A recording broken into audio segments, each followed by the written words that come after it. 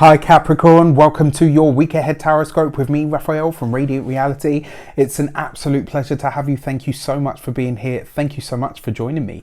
If you haven't already, please don't forget to like, share, and if you should so choose and it resonates, hit that subscribe button. If you are already a continued subby, you know I love you for it. With that said, I am back open for business after my holidays. Thank you so much for all of your well wishes. It truly means the world. And it was so nice for everybody to reach out. So for those of you that did, thank you so much. If you would like to book a personal reading, you can do so on the website address below. If you haven't got yours yet, the retrograde survival kit is still half price. It will be half price until the 31st of October when Mercury finally goes retrograde again. Yep. Oh yes. With that said, if you want to get your copy, you can do so in the link in the description box below. I would like to bless all of my decks of cards with all forms of love, light, peace, prosperity and abundance, and I pray that the messages that come through are ultimately clear and concise and they help you on your path to your highest vibrational good. So let's have a look-see at the week ahead for you. So this week, what I could see in my meditation when I was thinking about Capricorn was a four-leaf clover, and for anybody that knows, a four-leaf clover represents luck.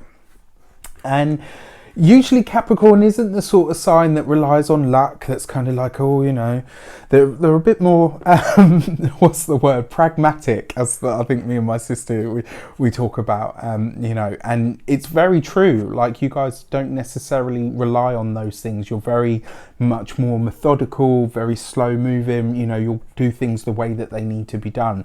The feeling that I get from this though is there's almost like you really need to, this week you need to know that you are lucky, right? That aside from everything else that you are hardworking, smart, determined, that, you know, making things happen, all the rest of it, you can this week rely on a bit of luck, right? That moment where you kind of say to yourself, oh, this is a bit of a gamble, right? This week I kind of feel like you've got the nudge from the universe to say like, yeah, go on, you know what, I can see what you want to do, and actually this time it's going to pay off, right? So if you're having a moment or you're thinking about doing something and you're a bit like, oh, not sure if this is the wisest move, trust that you have the luck that you need, right? Trust that you have the energy behind you to shape things into what you want them to be. And sometimes taking that little bit of a risk or a gamble is the right way forward. All right, so you've got the Emperor as the Destiny card, right? You know the thing about the Emperor, thing about emperors, kings, all the rest of it, sometimes they are just people, and even with all of the advice that they get from other people, even they sometimes just have to wing it. And the feeling that I get from this week is it's kind of like there could be something that a lot of you are doing that is very official. This could be signing some sort of paperwork. It's not the Justice card, so it doesn't really talk about the contract. It looks like there's something that you're doing in an official capacity. For those of you that are taking job interviews this week or starting, I'm not saying lie, I'm just saying maybe you can inflate yourself, because Capricorns, again, they're not really ones to blow their own trumpet. They're kind of very, very clear on what they can do and very, very clear on what they can't do. This week you have a little bit of leeway to embellish, right? That's the feeling that I get from this. And even with the Emperor card there, which represents the sign of Aries, which is, I believe, a square energy to your own sign, right? Very, very different energy. But for me, they, you know, Capricorn and Aries are very, very similar, and I think that's the big reason that they clash. Maybe some of the execution is very different, but that's what's coming through. And yeah, so for your destiny this week, it feels like you're making a decision to be a bit larger than life. You know, not necessarily things that we associate with your sign, but you can give yourself license this week. Your direction card is the Strength card, right? So you've got to get fired up about what you're passionate about. And as you saw, if you haven't seen it, check out the weekly general overview, because there was a lot of fire energy that came through this week. And look, you've got the Emperor card there, Aries. You've got the Strength card there, Leo, right? And as a direction, the Strength card is number 8, right? And what it's basically saying to you is, this week you're going to have to take your power in your own hands. This week you get to decide how people see you, which is why, you know, if you can, you paint yourself in the best damn light, because the chances are you've got the luck to pull it off. You've got the persuasive nature behind you in order for people to see you as you would really like to be seen. And the thing is, because you're so aware of who you are and what you can do and what you can't do, it's not going to be that much farther from the truth anyway. Do you know what I mean? So if you can inflate that a little bit, make it look a little bit prettier on your CV, or find some flowery words for, you know, making it a bit more. Like I said, don't be dishonest, but just be sure to add a little bit of flair to the way that you put yourself forward this week. And finally, your insight card, you've got the Eight of Pentacles. So, I mean, look at this. You've got the Eight of Pentacles.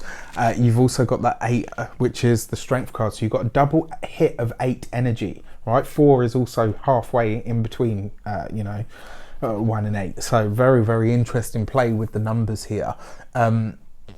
You know, the 8 ball, lucky, you know, and they say it's lucky number 7, but the number 8 is considered very lucky in China, or I think it's Japan, one of those two.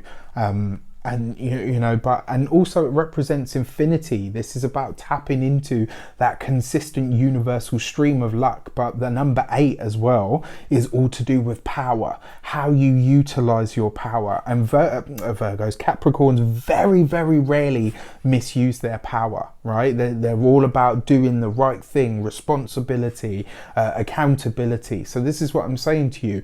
Usually 99% of the time you're like the straightest lace in the room. This is time, this is a week where you can have a little bit of creative freedom, right? The fact that you've got the 8 of Pentacles as well as an insight, this is all to do with your work. It's all to do with your professional life. So for those of you that are going for interviews, for those of you that are going for other jobs, for those of you that are starting new jobs, like I said, you don't feel free to be a bit creative with how you put yourself forward, because the chances are it's not going to be too far from the truth anyway, because that would feel way too uncomfortable to you guys.